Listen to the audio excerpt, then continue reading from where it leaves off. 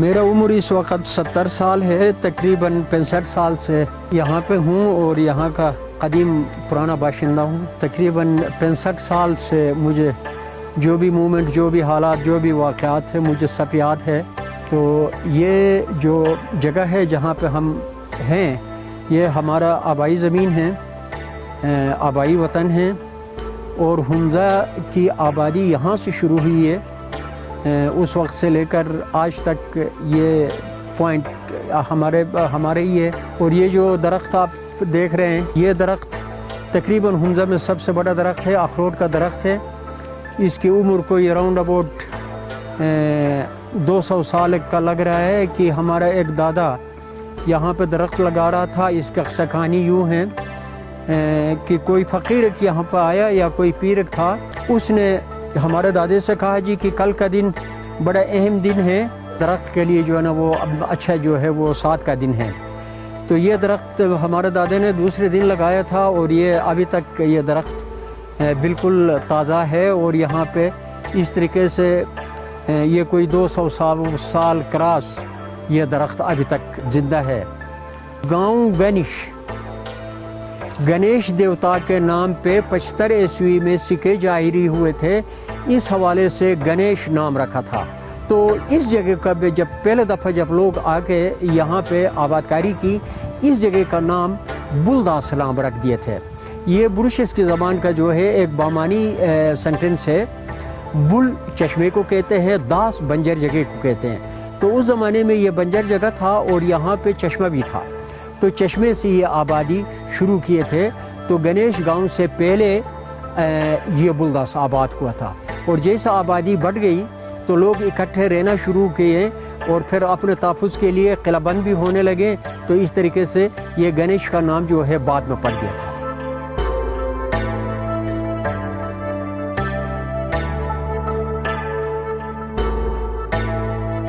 گلگت بلتستان ایک بہت بڑا ایریا تھا، قدیم اس کا نام برشل تھا۔ برش قومیت نے آباد کی تھی، جو اس وقت بلتستان، لداخ، مقبوضہ کشمیر، آزاد کشمیر، چترال، کافرستان، اور اس وقت جسے گلگت بلتستان کہتے ہیں، یہ ایک سلطنت تھا۔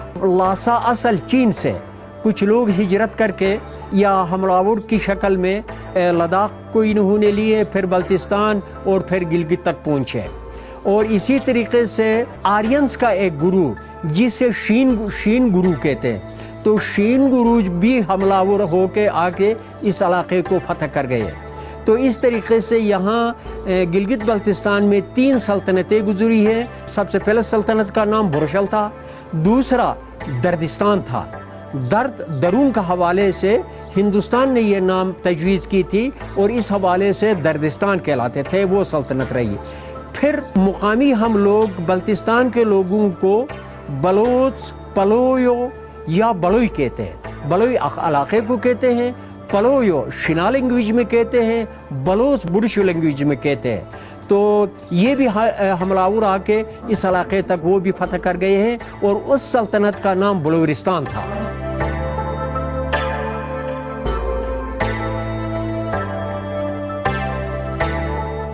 اور زبان کا حوالے سے بھی جو ہے یہی سامنے آ جاتے ہیں کہ یہ 3 قومیتیں۔ برشال برش کا حوالے سے ہے، برش قومیت، اچھا، اور دردستان شین اور برشو قوم دونوں کو ملا کے اس کی پہچان ہے۔ تو میں عرض یوں کروں جی کہ جو پلویو یا بلور کہتے ہیں، یہ چین کے باشندے ہیں، لاسا اصل سے آئے ہوئے ہیں۔ اور شین جو ہے آرین گروپ کا ایک قوم ہے جو شین گروپ سے تعلق رکھتے ہیں۔ برشال جو ہے یہ تورانینز ہیں، یہ توران کا حوالے سے اچھا ان کی جو ہے وہ کڑیاں ملتی ہیں۔ برش قومیت کی زبان کو برشس کی زبان کہتے ہیں، جو انتہائی قدیم زبان ہے، جو تورانین کی اصل ہونے کا بھی امکان ہے، اس کی بیٹی ہونے کا بھی امکان ہے۔ شنا زبان جو ہے آرینز کی شین گروہ کی ایک زبان ہے، تو یہ بھی آرینز کی ایک بیٹی ہے، آرین زبان کی، بلورستان کی یا بلوچ کی زبان یا بلوئی کی زبان ہم کہیں، تو یہ ایک چائنیز زبان ہے جو وہ لے کر آئے ہیں۔ یہ تینوں زبانوں کی پری ہسٹری اس طریقے سے ہے، اور یہ ہسٹری ملتا ہے ہندوستان کے سکالروں سے بھی ملتا ہے، رشین سے بھی ملتا ہے، یعنی کتابوں سے بھی ملتا ہے اور چین کے بھی جو کتابوں سے ملتے ہیں۔ میرے اسٹڈی کے مطابق یہ اس میں کوئی شک یا کوئی مشکوکیت کی بات نہیں، یہ 3 میجر یونٹس ہیں گلگت بلتستان میں، باقی چھوٹے چھوٹے یونٹس ہیں لیکن وہ ان میں ضم ہے، اور یہ 3 میجر یونٹس ہیں زبان کے حوالے سے، ریس کے حوالے سے اور ان کی سلطنتوں کے حوالے سے۔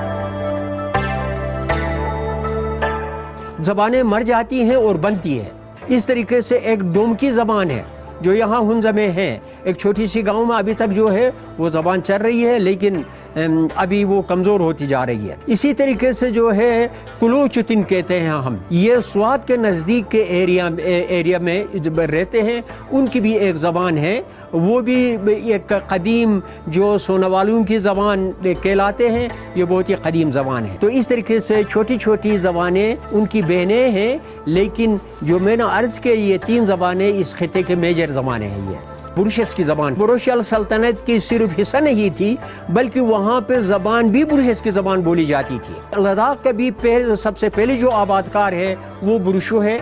کشمیر کا بھی جو ہے اس کا تو کشمیریوں نے اپنا تاریخ واضح کر دیے ہیں، کشمیری ہی نے تو کہتے ہیں جی کہ 3000 سال قبل مسیح میں کشمیر آباد ہوا، اور وہ بروشس کی زبان بولنے والے تھے اور وہ بروشو قوم تھے، اور اس کا نام بھی جو ہے بروشس کی زبان ہی کا نام رکھے تھے۔ کوشر کشمیر کا قدیم نام ہے۔ کوشر ہمارے بروشس کی زبان میں بامانی لفظ ہے، معنی کے لحاظ سے اس کا معنی یوں ہے کہ کوئی بھی جڑی ہوئی چیز جو ٹوٹے نہ، اس کو کوشر کہتے ہیں ہم۔ تو جس زمانے میں کشمیر لیک تھا اس کے مضافات میں جو پہاڑ تھے دیکھنے میں تو الگ لگتے تھے لیکن وہ ایک دوسرے سے جڑے ہوئے تھے، تو اس حوالے سے انہوں نے کوشر نام رکھے تھے۔ آج بھی کشمیر کے دانشور، کشمیر کے شاعر، کشمیر کے ادیب آج بھی کوشر کے پکارتا ہے۔ گوگجی جو ہے وہ کشمیر کا نام کوشر ختم ہو گیا، کشمیر کہتے ہیں، لیکن ان کی ادبی میدان میں ابھی تک وہ لفظ استعمال ہو رہا ہے۔ تو یہ بھی جو ہے بروشو قومیت نے آباد کی تھی۔ ابھی لداخ کا بھی میں نے آپ سے عرض کیا جی کہ لداخ کا بھی یہی صورت ہے۔ لداخ کے مرکزی 3 گاؤں ہیں، وہ 3 گاؤں کے لوگ جو سب سے پہلا آباد ہوئے، لداخ والے ہمیں بتاتے ہیں جی کہ گلگت صاحب کا آباد ہوئے تھے لداخ میں، اور جب ہم گلگت والے اپنے تاریخ پہ نظر رکھتے ہیں تو گلگت بھی جو ہے بروشو قوم کی ایک آبادی تھی، بروشو نے ہی آباد کیے تھے، اور گلگت کا نام بھی بروشسکی میں ہے۔ مثلا گری گرت کا قدیم نام تھا، گری گرت کا معنی ہرن ناچنے کی جگہ، تو یہ بھی بروشسکی ہے۔ تو لداخ والوں کی بات درست ہے کہ وہ گلگت سے جو ہے ہوتے ہوئے لداخ تک پہنچے اور اس کو آباد کیے تھے۔ 35-40 سال سے لگاتار کام کر رہا ہوں، اس کے باوجود بھی اس زبان کے منبع تک پہنچنا اور اس کا احاطہ کرنا بہت مشکل سی بات ہے۔ مثال کے طور پہ میں بتا دوں کہ تاریخ میں ہمیں ملتا ہے بروشس کی زبان ان رائٹنگ تھا، اور بن مذہب کے مقدس کتابیں بروشس کی زبان میں لکھی ہوئی تھی، لیکن ابھی یہ الفابیٹس متروک ہے، اس کی کوئی کتاب نہ پڑھنے والا ہے نہ کوئی کتاب مل رہا ہے، تو اس کی تحقیق کی ضرورت ہے۔ اب سوچنے کی بات ہوتی ہے جی کہ اگر بن مذہب کے مقدس کتابیں اس زبان میں لکھی ہوئی تھی تو یقیناً بت مذہب کا ایک گروہ ہے جو بن مذہب کہلاتا ہے، اور یہاں پہ بھی بن مذہب کے لوگ تھے، تو یہ تحقیق ہو سکتا ہے چین کے لاسا میں بت مذہب یا بن مذہب کے جو علماء ہے جنہیں لاماز کہتے ہیں، وہ کوئی نہ کوئی اس تحریر کو پڑھنے والا اور اس الفابیٹ کو جاننے والا ضرور ہوگا۔